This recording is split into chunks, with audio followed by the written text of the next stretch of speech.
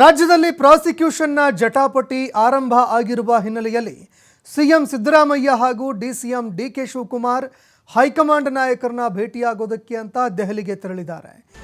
ಇನ್ನು ಸಿಎಂ ಹಾಗೂ ಡಿಸಿಎಂ ದೆಹಲಿಗೆ ತೆರಳಿ ಈ ವಿಚಾರಕ್ಕೆ ಸಂಬಂಧಪಟ್ಟಂತೆ ತಮ್ಮ ಹೈಕಮಾಂಡ್ ನಾಯಕರ ಜೊತೆಯಲ್ಲಿ ಚರ್ಚೆ ಮಾಡಲಿದ್ದಾರೆ.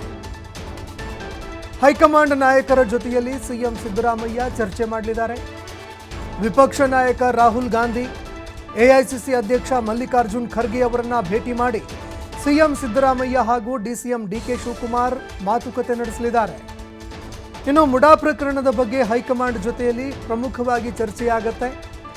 ಮುಡಾ ಪ್ರಕರಣದಿಂದ ರಾಜ್ಯ ಸರ್ಕಾರಕ್ಕೆ ಡ್ಯಾಮೇಜ್ ಏನಾದರೂ ಆಯಿತಾ, ಅದೇ ರೀತಿಯಾಗಿ ರಾಜ್ಯ ರಾಜಕಾರಣದ ಮೇಲೆ ಅದರ ಒಂದು ಪ್ರಭಾವ ಯಾವ ರೀತಿಯಾಗಿ ಬೀರ್ತು, ಇದೆಲ್ಲವನ್ನೂ ಕೂಡ ಸರಿಪಡಿಸೋದಕ್ಕೆ ಅಂತ ಮುಂದೆ ಕಾನೂನು ಹೋರಾಟ ಯಾವ ರೀತಿಯಾಗಿ ಇರಬೇಕು, ಇದೆಲ್ಲದರ ಬಗ್ಗೆಯೂ ಕೂಡ ಚರ್ಚೆಯಾಗುವಂತಹ ಸಾಧ್ಯತೆ ಇದೆ. ಸಂಪುಟ ಸಭೆಯ ನಿರ್ಧಾರದ ಬಗ್ಗೆಯೂ ಕೂಡ ಸಿಎಂ ಸಿದ್ದರಾಮಯ್ಯ ಹಾಗೂ ಡಿಸಿಎಂ ಡಿಕೆ ಶಿವಕುಮಾರ್ ಹೈಕಮಾಂಡ್ ನಾಯಕರಿಗೆ ವಿವರಣೆ ಕೊಡಲಿದ್ದಾರೆ. ಎಚ್.ಡಿ. ಕುಮಾರಸ್ವಾಮಿ, ಜನಾರ್ದನ್ ರೆಡ್ಡಿ, ಮುರುಗೇಶ್ ನಿರಾಣಿ ಅವರ ಪ್ರಕರಣಗಳ ತನಿಖೆಗೂ ಕೂಡ ಒತ್ತಾಯವನ್ನು ಮಾಡುವಂತೆ ಹೈಕಮಾಂಡ್ ನಿರ್ದೇಶನ ಕೊಡುವಂತಹ ಸಾಧ್ಯತೆ ಇದೆ.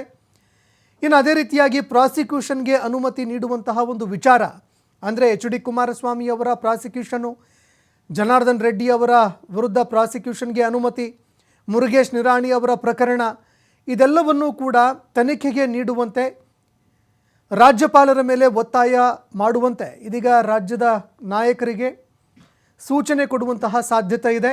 ರಾಜ್ಯಪಾಲರ ಮುಂದಿರುವಂತಹ ಪ್ರಕರಣಗಳ ತನಿಖೆಗೆ ಒತ್ತಡ ಹೇರುವಂತೆ ಹೈಕಮಾಂಡ್ ನಾಯಕರು ರಾಜ್ಯ ನಾಯಕರಿಗೆ ಸೂಚನೆ ಕೊಡಲಿದ್ದಾರೆ ಎನ್ನುವಂಥದ್ದು ಕೂಡ ಗೊತ್ತಾಗ್ತಾ ಇದೆ. ಈ ಬಗ್ಗೆ ಹೈಕಮಾಂಡ್ಗೆ ಮನವರಿಕೆ ಕೂಡ ಲೀಡರ್ಸ್ ಮಾಡಲಿದ್ದಾರೆ.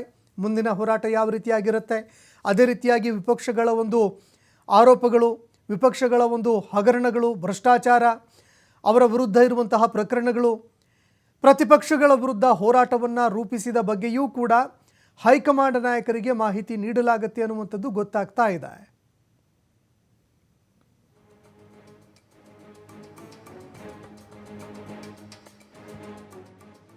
ನಾವು ಇದೆಲ್ಲ ಆದಮೇಲೆ ನಮ್ಮ ಪಕ್ಷಕ್ಕೆ ಹೈಕಮಾಂಡ್ಗೆ ತಿಳಿಸ್ಬೇಕು ಯಾವ ರೀತಿ ನಮ್ಮ ಗವರ್ನರ್ ಆಫೀಸು ದುರುಪಯೋಗ ಮಾಡ್ತದೆ. ಇವತ್ತು ನೀವು ಮಾಧ್ಯಮದಲ್ಲಿ ನೀವು ನೋಡಿದ್ದೀರಿ, ಒಂದು 15 ಬಿಲ್ನ ವಾಪಸ್ ಕಳಿಸ್ಕೊಟ್ಟಿದ್ದಾರೆ.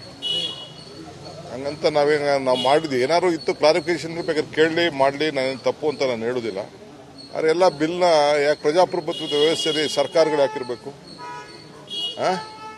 ಬಿಜೆಪಿ MLAಗಳು ಹೋಗಿ ಹೇಳಿದ ತಕ್ಷಣ ಎಲ್ಲ ವಾಪಸ್ ಕಳಿಸ್ಬಿಟ್ರೆ ಹೆಂಗಾಗ್ತದೆ?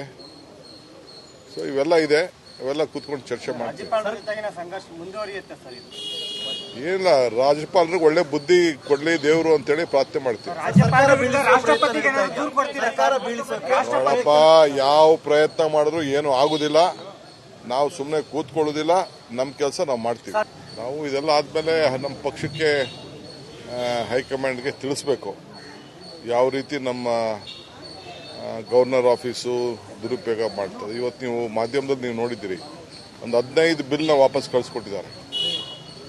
ಹಂಗಂತ ನಾವು ಮಾಡಿದ್ವಿ, ಏನಾದ್ರು ಇತ್ತು ಕ್ಲಾರಿಫಿಕೇಶನ್ ಬೇಕಾದ್ರೆ ಕೇಳಲಿ ಮಾಡಲಿ, ನಾನೇನು ತಪ್ಪು ಅಂತ ನಾನು ಹೇಳೋದಿಲ್ಲ. ಆದರೆ ಎಲ್ಲ ಬಿಲ್ನ ಯಾಕೆ ಪ್ರಜಾಪ್ರಭುತ್ವದ ವ್ಯವಸ್ಥೆಯಲ್ಲಿ ಸರ್ಕಾರ ಹೋಗ್ತಾ ಇದ್ದೀನಿ.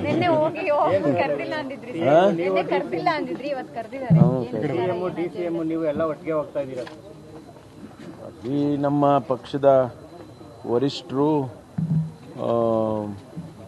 ಕರೆದಿದ್ದಾರೆ. ಅದಕ್ಕಾಗಿ ಮುಖ್ಯಮಂತ್ರಿಗಳು, ಉಪಮುಖ್ಯಮಂತ್ರಿಗಳು, ನಮ್ಮ ಪಕ್ಷದ ಅಧ್ಯಕ್ಷರು ಇದ್ದಾರೆ, ಅವರು ಹೋಗ್ತಾ ಇದ್ದಾರೆ. ಹಾಗಾಗಿ ನಾವು ಕೂಡ ಅವರ ಜೊತೆಯಲ್ಲಿ ಹೋಗ್ತಾ ಇದ್ದೀವಿ. ಏನು ಚರ್ಚೆ ಆಗುತ್ತೆ, ಏನು ಮಾಡ್ತಾರೆ ಗೊತ್ತಿಲ್ಲ, ಅಲ್ಲಿ ಹೋದ್ಮೇಲೆ ಗೊತ್ತಾಗುತ್ತೆ. ಇಲ್ಲ, ನಾವೆಲ್ಲ ಸ್ವಯಂ ಪ್ರೇರಿತವಾಗಿ ಹೋಗ್ತಿದ್ದೀವಿ. ಆದರೆ ಮುಖ್ಯಮಂತ್ರಿಗಳು ಮತ್ತು ಅಧ್ಯಕ್ಷರು ಅವ್ರನ್ನ ಕರೆದಿದ್ದಾರೆ, ಅವರು ಹೋಗ್ತಿದ್ದಾರೆ. ನನಗೆ ಬೇರೆ ಕೆಲಸ ಕೂಡ ವೈಯಕ್ತಿಕವಾಗಿ ಬೇರೆ ನಮ್ಮ ಇಲಾಖೆ ಕೆಲಸ ಕೂಡ ಇದೆ.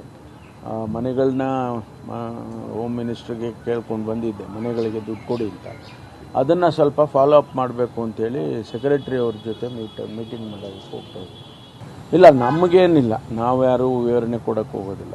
ಯಾಕೆಂದರೆ ಅವರು ಮುಖ್ಯಮಂತ್ರಿಗಳು ಮತ್ತು ಅಧ್ಯಕ್ಷರು ಅವ್ರಿಗೇನು ಅಜೆಂಡಾ ಇದೆಯೋ ಗೊತ್ತಿಲ್ಲ ನಮಗೆ. ಇದಕ್ಕೆ ಕರೆದಿದ್ದಾರೆ ಅಂತ ಗೊತ್ತಿಲ್ಲ. ಈಗಾಗಲೇ ಇಲ್ಲಿ ಬಂದಾಗೆಲ್ಲ ಅದರ ವಿವರಣೆಯನ್ನು ಜನರಲ್ ಸೆಕ್ರೆಟರಿ ಅವರು ಮತ್ತು ಹೆಡ್ ಕ್ವಾರ್ಟರ್ಸ್ ಜನರಲ್ ಸೆಕ್ರೆಟರಿ ಅವರು ಅವರೆಲ್ಲ ಬಂದಾಗ ಹೇಳಿದ್ದಾರೆ, ಏನೆಲ್ಲ ನಡೆದಿದೆ ಅನ್ನೋದನ್ನು ತಿಳಿಸಿದ್ದಾರೆ.